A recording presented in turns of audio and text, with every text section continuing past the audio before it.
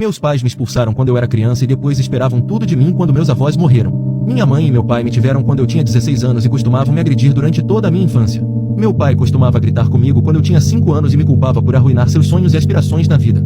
Eu já era desamado, mas quando eu tinha 6 anos minha irmã mais nova nasceu e eu fui completamente negligenciado e indesejado. Morávamos em um apartamento de 2 quartos. E à medida que minha irmã crescia, eu fui expulso do quarto completamente. Dormi no sofá por 2 anos, depois o sofá foi colocado no porão, o que significava que eu poderia dormir no porão ou no chão. Quando eu tinha 10 anos, meus pais decidiram que iriam se mudar, mas essa mudança não me incluía. Acabei ficando bem com isso, pois meus avós concordaram em me acolher. Minha vida melhorou instantaneamente. Eu ganhei meu próprio quarto novamente e meus avós me presentearam com um novo N64 em 1996. Finalmente eu estava feliz. Com o tempo, cresci e eventualmente saí de casa.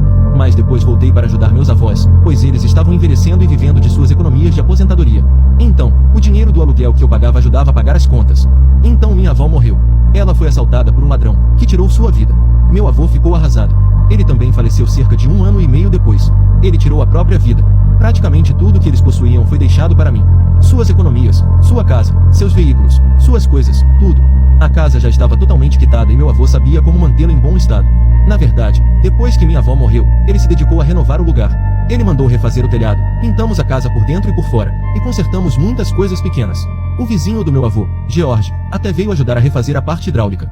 Uma manhã, enquanto eu preparava o café da manhã, meu avô não desceu. Nada poderia impedir o homem de comer bacon. Então eu fui verificar como ele estava. Eu o encontrei lá, suspenso por uma corda. Meus pais transformaram o funeral do meu avô em um show de horrores. Eles nem se deram ao trabalho de aparecer no funeral da minha avó. Estavam ocupados demais. E no funeral do meu avô, eles não pareciam estar de luto. Minha irmã também apareceu usando um vestido de designer muito colorido. O que não me deixou feliz, já que era uma cerimônia apenas para roupas de igreja.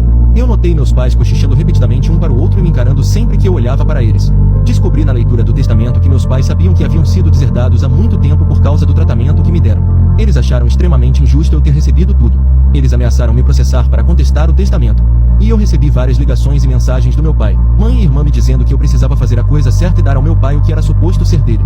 Eu disse a todos eles para se afastarem com palavras ainda mais desagradáveis. Meus pais acabaram me levando ao tribunal para contestar o testamento. Mas o juiz decidiu a meu favor depois de ver o testamento e nos ouvir. Então não foi uma longa batalha legal.